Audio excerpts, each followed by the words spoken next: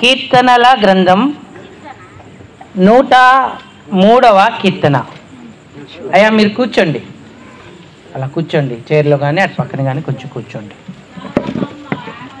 103వ కీర్తన మొదటి 2 వచనాలు. నేను ఒక వచనం చదువుతాను, మీరందరూ కలిపి ఒక వచనం చదవండి. 103వ కీర్తన మొదటి 2 వచనాలు.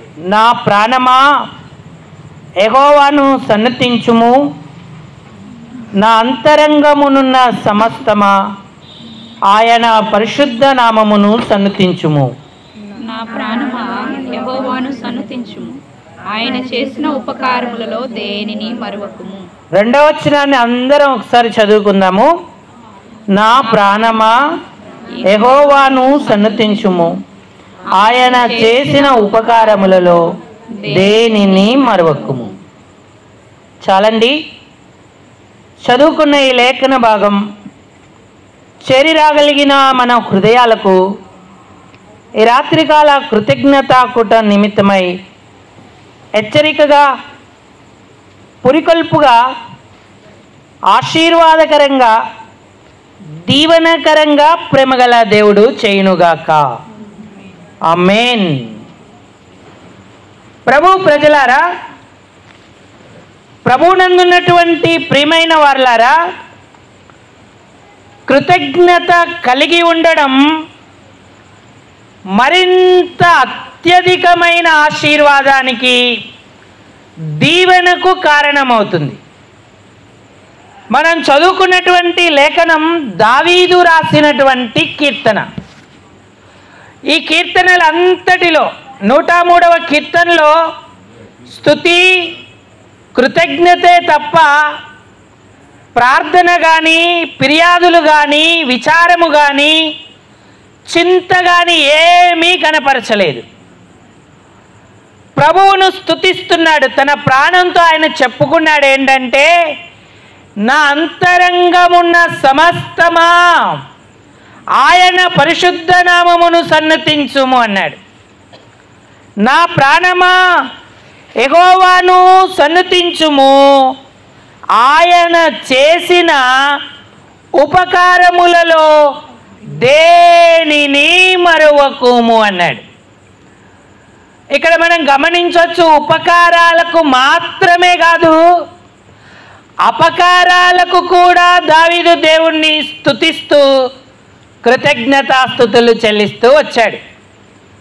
కొత్త నిబంధన కాలంలో మనందరికీ కూడా ఇవ్వబడినటువంటి ఆజ్ఞ ఏంటంటే, ప్రతి విషయములో కృతజ్ఞతాస్తుతులు చెల్లించుడి అన్నాడు.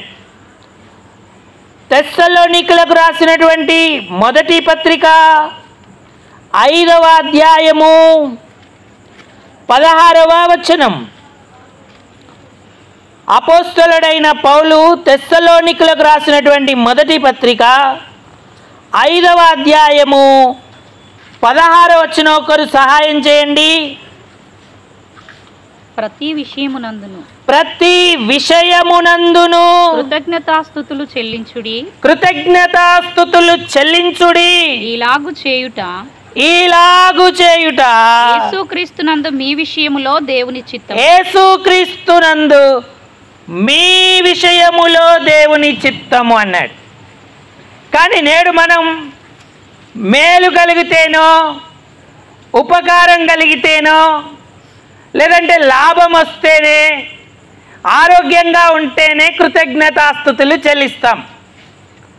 దేవుడు కేవలం ఈ విషయాలలోనే కాదు, ప్రతి విషయమందు కృతజ్ఞతాస్తుతులు చెల్లించుడి అన్నాడు. ఇదే దేవుని చిత్తం. అంటే అర్థం ఏంటంటే, ఉపకారాలు కలిగిన దేవుణ్ణి స్తుతించాలి, అపకారాలు కలిగిన దేవుణ్ణి స్తుతించాలి, మేలు కలిగిన దేవుణ్ణి స్తుతించాలి, కీడు కలిగిన దేవుణ్ణి స్తుతించాలి, లాభం వచ్చిన దేవుణ్ణి స్తుతించాలి, నష్టము కలిగిన దేవుణ్ణి స్తుతించాలి. మన జీవితంలో ఇరుకు కలిగిన దేవుణ్ణి స్తుతించాలి, మేలు లేదంటే విశాలత కలిగిన ఆయనను స్తుతించాలి. ఆయనను స్తుతించడానికి పరిస్థితులు కారణం కాకూడదు. అన్ని పరిస్థితుల్లో కూడా ఆయనకు కృతజ్ఞతాస్తుతులు చెల్లించాలి. యోబు అనే ఒక భక్తుడు అనుకూల సమయములో ఆయనకు స్తుతి కృతజ్ఞత చెల్లించాడు. ప్రతికూలమైన పరిస్థితులు ఏర్పడినప్పుడు కూడా ఆయనకు కృతజ్ఞతాస్తుతులు చెల్లించాడు. ఆస్తి, అలాగే బంధువులు, బలగం, ఆరోగ్యం, ఊజు దేశములో ఎంతో గొప్ప సంపద, అతని వంటి వాడెవడు లేక ఉన్నతమైన ఆశీర్వాదం పొందినవాడిగా, దీవెన పొందినవాడిగా ఉన్నాడు. అప్పుడు దేవుణ్ణి స్తుతించాడు. కానీ సాతాను యోబును శోధించినప్పుడు అన్నీ కోల్పోయాడు. ఆస్తి కోల్పోయాడు, సంపద కోల్పోయాడు, ఆరోగ్యం కోల్పోయాడు, అలాగే కడుపున పుట్టిన 10 మంది బిడ్డలను కోల్పోయాడు. అప్పుడు కూడా యోబు దేవుణ్ణి స్తుతించాడు. ఏమన్నాడంటే, యెహోవా ఇచ్చాడు, యెహోవా తీసుకున్నాడు, యెహోవా నామమునకే స్తుతి కలుగునుగాక అన్నాడు. ప్రియులారా, ఈనాడు మనం అలాంటి అనుభవంలో ఉన్నామా? ఎందుకంటే దేవుడు దేవుడే. దేవుణ్ణి దేవునిగానే మహిమపరచాలి. ఇచ్చినా ఆయన దేవుడే, ఇయ్యకపోయినా ఆయన దేవుడే. కాబట్టి నీ జీవితంలో ఎలాంటి కృతజ్ఞత కలిగి ఉన్నావు? కృతజ్ఞత కలిగి ఉండడం అంటే ఆయనకి ఇష్టం. ఇంకా ఎక్కువగా ఆయన వారిని దీవించేటువంటి వాడుగాను, ఆశీర్వదించేటువంటి వాడుగాను ఉన్నాడు. కానీ క్రైస్తవ సంఘంలోనూ ఈ లోకంలోనూ 2 రకాలైనటువంటి గుంపులు ఉంటూ ఉన్నాయి. ఒకటేమో కృతజ్ఞత కలిగిన గుంపు, రెండవదేమో కృతజ్ఞత లేని వారి గుంపు. ఎన్నో మేలులు, ఉపకారాలు పొందినప్పటికీ, దేవుడు దేవుడని ఎరిగినప్పటికీ కూడా వారు ఆయనకు కృతజ్ఞతాస్తుతులు చెల్లించలేదు అన్నాడు. రోమాపత్రిక 1:16 చదవండి. రోమా పత్రిక 1వ అధ్యాయము 16వ వచనం లేదా 21 చదవండి. మరియు వారు దేవునిని ఎరిగియు ఆయనను దేవునిగా మహిమపరచలేదు. కృతజ్ఞతాస్తుతులు చెల్లింపను లేదు గాని తమ వాదముల యందు వ్యర్థులైరి అన్నాడు. దేవుడెవరో ఎరిగావా? దేవుడు ఎన్ని కార్యాలు చేస్తున్నాడో ఎరుగుతున్నావా? అయితే ఆయనకు నువ్వు కృతజ్ఞతాస్తుతులు చెల్లించాలి. ఆ గుంపులో నీవు నేను ఉండాలి. కృతజ్ఞతాస్తుతులు వారు చెల్లింపకుండా ఇంకా వాదించుటలో వ్యర్థులైరి అన్నాడు. ఆ వాదన గుంపులో మనం ఉండకుండా, దేవా నీకు స్తోత్రం, నాకు చేసిన మేలులకు, ఉపకారాలకు కృతజ్ఞతలు అంటూ ఆయనను మనం గణపరిచేటువంటి వారంగా ఉండాలి. దేవుని పిల్లలైన ఇశ్రాయేలీలకు ఆయన ఎన్నో ఉపకారాలు చేశాడు. ఎర్ర సముద్రమును 2 పాయలు చేశాడు. అలాగే అరణ్యంలో 40 సంవత్సరాలు పోషించాడు. విషపురుగులు, కీడులు, అపాయాలు కలగకుండా కాపాడుతూ వచ్చాడు. భద్రతనిచ్చాడు. కంటికి రెప్పలా వారిని కాపాడుతూ మేలు చేస్తూ వచ్చాడు. అయితే వారిలో అనేకులు కూడా ఆయన కార్యాలను మర్చిపోయారు. ఆయనకు కృతజ్ఞతాస్తుతులు చెల్లించలేదు అని దేవుని వాక్యం సెలవిస్తూ ఉంది. వెంటనే వారు ఆయన కార్యాలను మరిచిపోయేటువంటి వారిగా ఉన్నారు. 106వ కీర్తన 12వ వచనం 13వ వచనం. 106 12 13. అప్పుడు వారు ఆయన కీర్తిని గానం చేశారు. అయినను వారు ఆయన కార్యములను వెంటనే మర్చిపోయారు. వారు ఆయన కార్యాలను వెంటనే వెంటనే మరిచిపోయిరి అన్నాడు. మరి కృతజ్ఞత ఏది? ఇన్ని గొప్ప కార్యాలు చేసిన దేవునికి నువ్వేం చెల్లిస్తా ఉన్నావు, ఏమిస్తా ఉన్నావు? నిజానికి మానవులు ఎవరైనా చిన్న సహాయం చేస్తేనే అయ్యా మీకు ఎంతో వందనాలు అంటూ ఉంటాం, చాలా థ్యాంక్స్ అయ్యా నాకు మేలు చేశావని చెప్తాం. మరి దేవుడు మనకు మన నిత్య జీవితంలో ఎన్ని ఆనందాలను కలగజేస్తూ ఉన్నాడు, ఎన్ని మేలులు ఉపకారాలు కలగజేస్తూ ఉన్నాడు. మరి మనం ఆయనకు కృతజ్ఞతలు చెల్లిస్తూ ఉన్నామా? ఘనపరుస్తూ ఉన్నామా? ఆయన నామాన్ని మహిమపరుస్తున్నామా? మన పరిస్థితులు మారినప్పుడు ప్రభువును ఎంతగానో మనం కొనియాడవలసిన వారంగా ఉన్నాం. కృతజ్ఞత కలిగిన గుంపులో ఉండాలి. ప్రభువైన యేసుక్రీస్తు వారు శరీరధారిగా ఉన్నప్పుడు, ఈ లోకంలో సంచరిస్తూ ఉన్నప్పుడు ఒక ప్రాంతానికి ఆయన వెళ్ళాడు. అక్కడ ఆయనకు 10 మంది కుష్ఠరోగులు ఎదురయ్యారు. వారందరూ కుష్ఠరోగంతో బాధపడుతూ ఉన్నారు. సమాజం వారిని వెలివేసింది, మీరు మా ఇళ్లల్లోకి రావద్దు, సమాజంలోకి రావద్దు అన్నారు. ఎందుకంటే కుష్ఠరోగం చాలా భయంకరమైనది. ఆ స్రవం రసమంతా స్రవిస్తూ ఉంటుంది, వేళ్లను కాళ్ళ వేళ్లను ఆ రోగం తినేస్తూ ఉంటుంది. మనం కంటికి చూడడానికే ఎంతో అసహ్యంగా ఉంటుంది. మరి అలాంటి స్థితిలో వారు ఉన్నారు. వారిని ఎవ్వరూ చేర్చుకోవట్లేదు. వారు యేసుప్రభు దగ్గరికి వచ్చి కేకలు వేశారు. లూకా సువార్త 17వ అధ్యాయము, లూకా రాసిన శుభవార్త 17వ అధ్యాయం 13, 14 వచనాలు. యేసు ప్రభువా మమ్మను కరుణించుమని కేకలు వేసిరి. ఆ గ్రామంలోకి వెళ్ళినప్పుడు 10 మంది కుష్ఠరోగులు ఆయనకు ఎదురుగా వచ్చి దూరాన నిలిచి అడుగుతా ఉన్నారన్నమాట. మీరు వెళ్ళి మీ దేహాన్ని మిమ్మును యాజకులకు కనపరుచుకొనుడని వారితో చెప్పాను.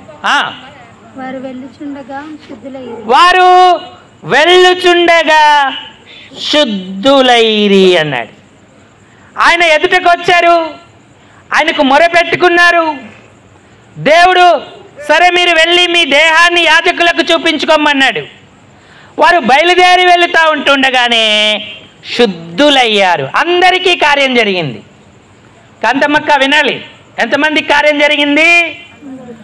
అందరికీ. అందరూ ఆరోగ్యవంతులయ్యారు, అందరూ శుద్ధి అయ్యారు. అప్పుడేమన్నాడు చదవండి అమ్మా. వారిలో ఒకడు, గట్టిగా చదవండి అక్క, ఎవరో చదువుతున్నారు వెనుక. గొప్ప శబ్దముతో దేవునిని మహిమపరచుచు తిరిగి వచ్చి ఆయనకు కృతజ్ఞతాస్తుతులు చెల్లించుచు ఆయన పాదాల యొద్ద సాగిలాపడెను. వాడు సమరయుడు అన్నాడు. ఎంత మంచి హృదయం! యేసు ప్రభు వారు అడిగారు, 10 మంది శుద్ధులయ్యారు గారా, ఆ తమ్మండుగురు ఎక్కడా అని ప్రశ్నించాడు.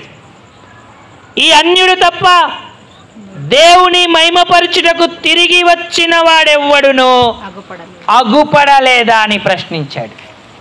ప్రియులారా, ఈ 2024వ సంవత్సరం, గత సంవత్సరం నీకెన్ని మేలులు ఉపకారాలు ఆయన చేశాడు. నీవు తిరిగి వచ్చి కృతజ్ఞతాకూటం లేదంటే కృతజ్ఞతాస్తుతి ఆయనకి చెల్లించావా? ప్రభువు నీ కొరకు నీ ఇంటి పక్షంగా చేసిన కార్యాలను వివరించి సాక్షిగా ఉండి ఆయన్ను మహిమపరిచావా? 10 మందిలో ఒక్కడు తిరిగి వచ్చాడు, మిగతా 9 ఎక్కడా అని దేవుడు ప్రశ్నిస్తా ఉన్నాడు. ప్రియులారా, ఈనాడు మనం కృతజ్ఞత కలిగిన వారి గుంపులో ఉండాలి, కృతజ్ఞత లేని వారి గుంపులో ఉండకూడదు. కృతజ్ఞత లేని వారు ఎందరో రాలిపోతారు. కృతజ్ఞత కలిగిన వారిని మరింతగా ఆయన ఆశీర్వదిస్తాడు. అప్పుడు కృపావాక్యానికి మనం సాక్షులమై ఆయన నామాన్ని మహిమపరిచే వారంగా ఉంటాం. ఎస్ఎన్న గారు ఒక పాట రాశారు, ఆనందయాత్ర ఇది ఆత్మీయ యాత్ర. అందులో ఒక చరణం ఉంది, ఆ పాట పాడుకుందాం. పడమ కృతజ్ఞత లేనివాడు. కృతజ్ఞత లేనివారు వేల కొలదిగా కూలినను. కృతజ్ఞత లేనివారు వేల కొలదిగా కూలినను. కృపావాక్యమునకు సాక్షులమై కృపావాక్యమునకు సాక్షులమై కృపవెంబడి కృప పొందేదము. కృపావాక్యమునకు సాక్షులమై కృపవెంబడి కృప పొందేదము. ఆనందయాత్ర ఇది ఆత్మీయ యాత్ర. యేసుతో నూతన యెరూషలేము యాత్ర. యేసుతో నూతన యెరూషలేము యాత్ర.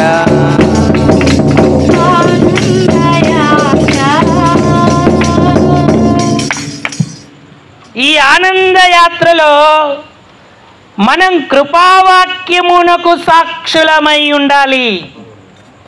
అంటే కృతజ్ఞత కలిగిన వారమై ఉండాలి.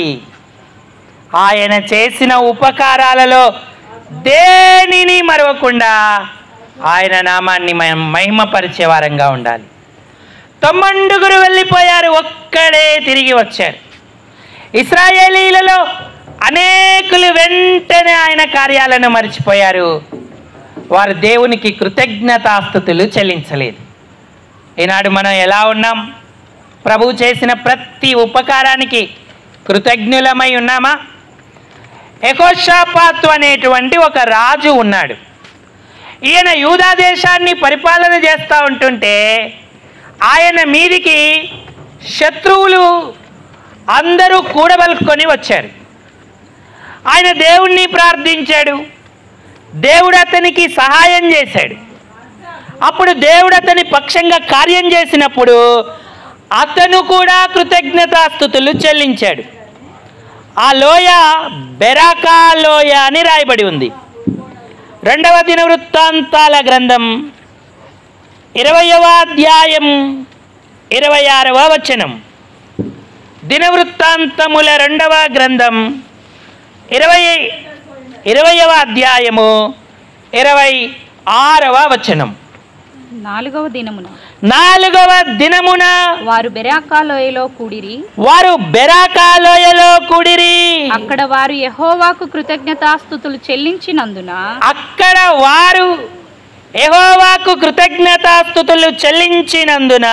నేటి వరకు ఆ చోటికి బెరాకా లోయ అని పేరు.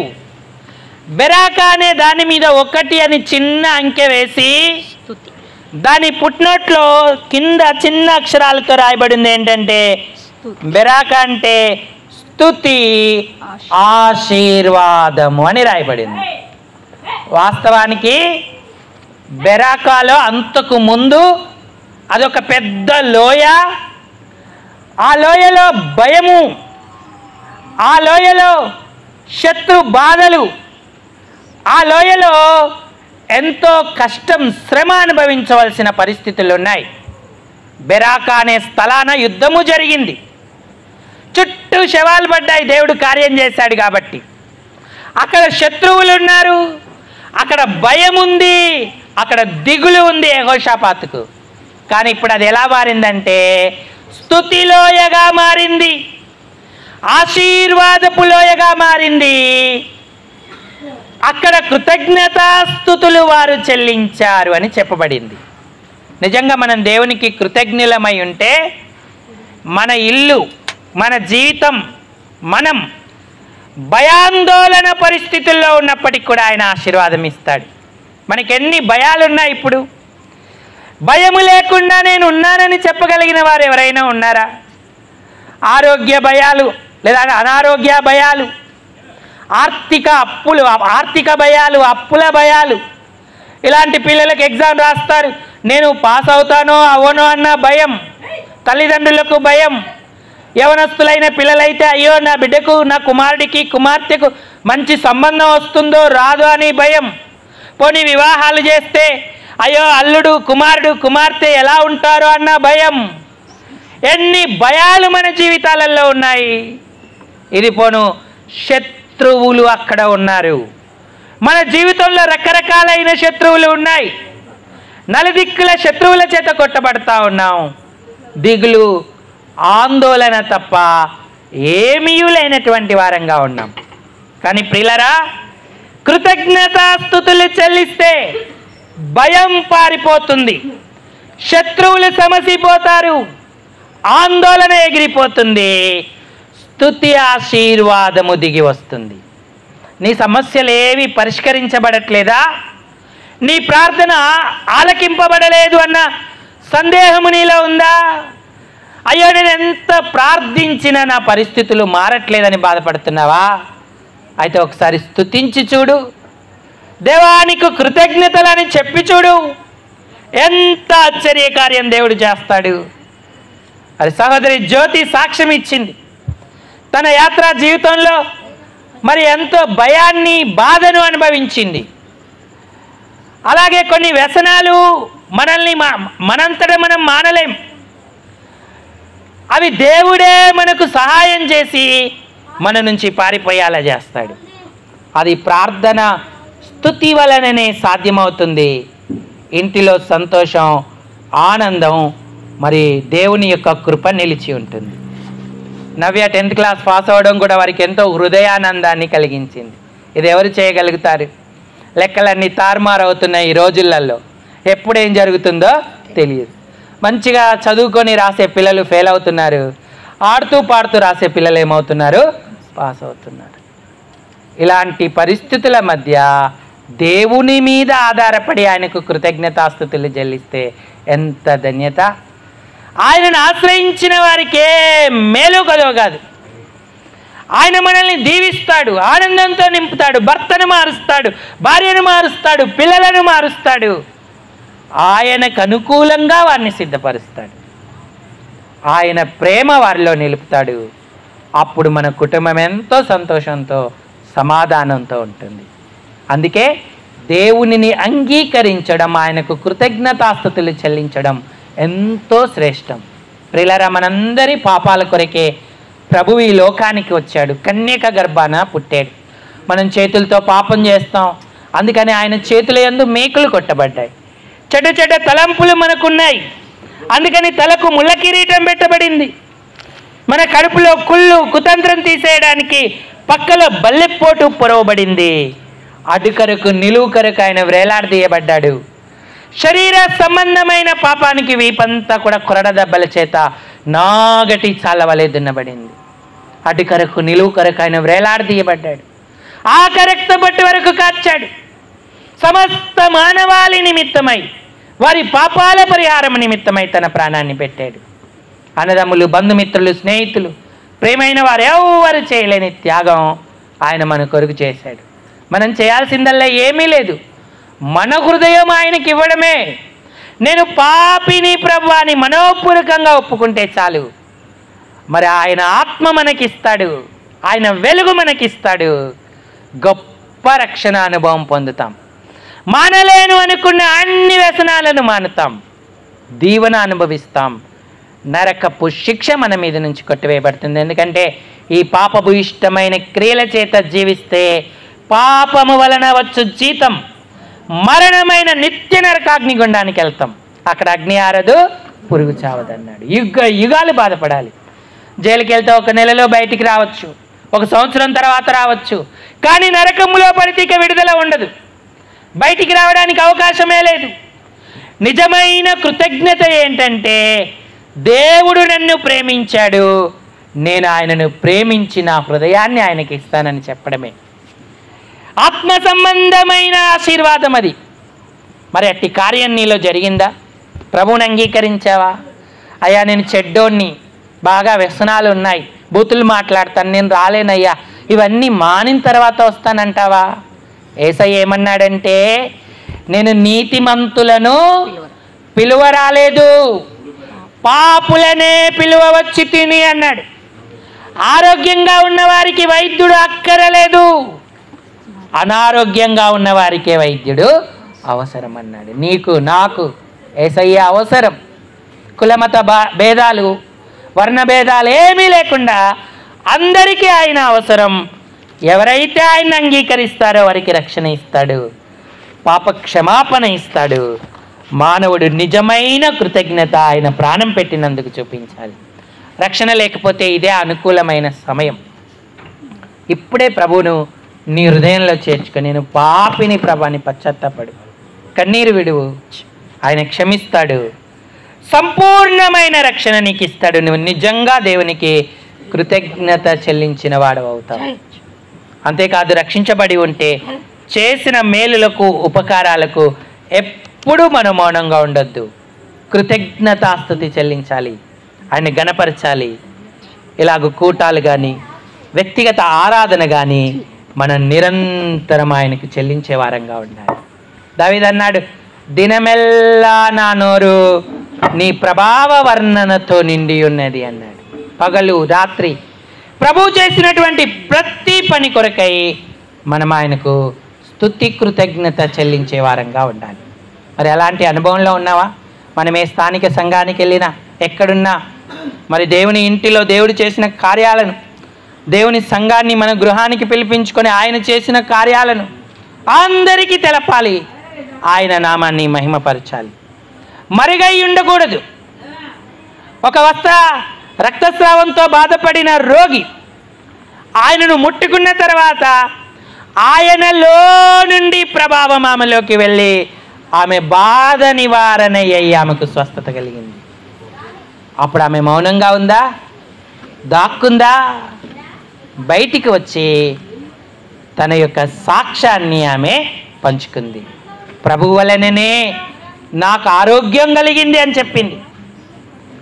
ఏమండి, చాలా సంవత్సరాలు బాధపడింది, చెప్పుకోలేని బాధ, ఎవరికి చెప్పుకున్నా ఎవరు తీర్చలేదు.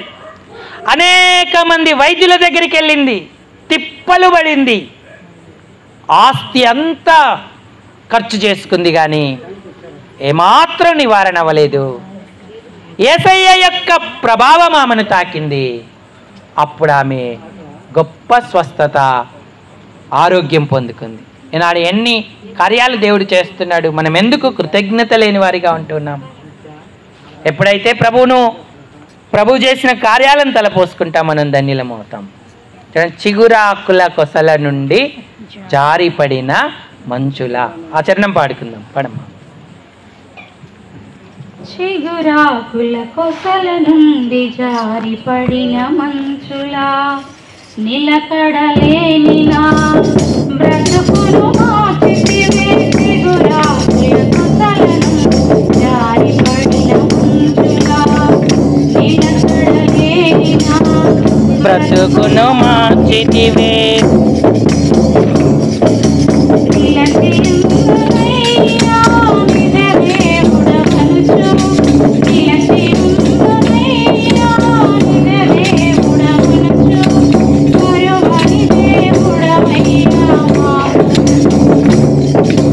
మారని దేవుడవయ్యా, మారని దేవుడవు నీవేనయ్యా, మరుగై ఉండని నీకు యేసయ్యా. మారని దేవుడవు నీవేనయ్యా, మరుగై ఉండని నీకు యేసయ్యా. మనం ఎప్పుడూ కృతజ్ఞత చెల్లిస్తూనే ఉండాలి, కానీ మరుగై ఉండకూడదు. ఆయన నామాన్ని మహిమపరిచేటువంటి వారంగా ఉండాలి. ఈనాడు అలాంటి అనుభవాన్ని మనం పొందుతున్నామా? ఇప్పుడే ప్రార్థన చేసుకుందాం, ప్రతిష్ఠించుకుందాం. ప్రభా, నువ్వెంత గొప్ప దేవుడవు, నాకెన్నో మేలులు ఉపకారాలు చేసావు, నీకు కృతజ్ఞతలంటూ ఆయనను గణపరుద్దాం. అందరూ తలలు వంచి కళ్ళు మూసుకోండి, మనం ప్రార్థనలోకి వెళదాం.